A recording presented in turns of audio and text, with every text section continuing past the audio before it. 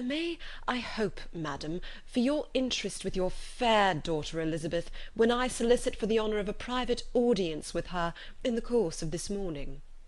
Before Elizabeth had time for anything but a blush of surprise, Mrs. Bennet answered instantly, "Oh dear, yes, certainly. I am sure Lizzie will be very happy. I am sure she can have no objection. Come, Kitty, I want you upstairs." And gathering her work together, she was hastening away, when Elizabeth called out, "Dear madam, do not go. I beg you will not go.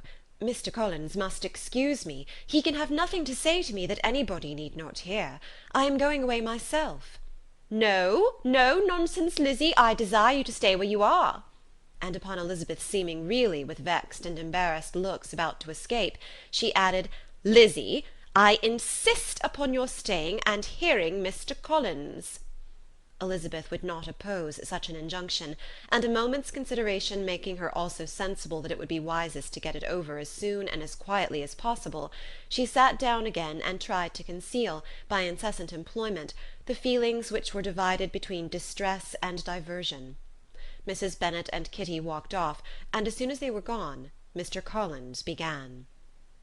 "Believe me, my dear Miss Elizabeth, that your modesty, so far from doing you any disservice—" She was met in the vestibule by Lydia, who, flying to her, cried in a half-whisper, "I am glad you were come, for there is such fun here. What do you think has happened this morning? Mr. Collins has made an offer to Lizzie, and she will not have him." Charlotte hardly had time to answer before they were joined by Kitty, who came to tell the same news, and no sooner had they entered the breakfast-room, where Mrs. Bennet was alone, than she likewise began on the subject, calling on Miss Lucas for her compassion, and entreating her to persuade her friend Lizzie to comply with the wishes of all her family. "Pray do, my dear Miss Lucas," she added in a melancholy tone, "for nobody is on my side, nobody takes part with me. I am cruelly used, nobody feels for my poor nerves." Charlotte's reply was spared by the entrance of Jane and Elizabeth.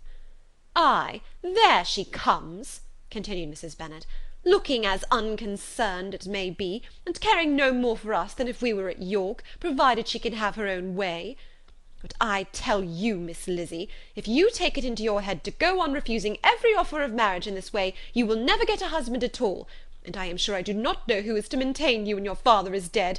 I shall not be able to keep you, and so I warn you. I have done with you from this very day. I told you in the library, you know, that I should never speak to you again,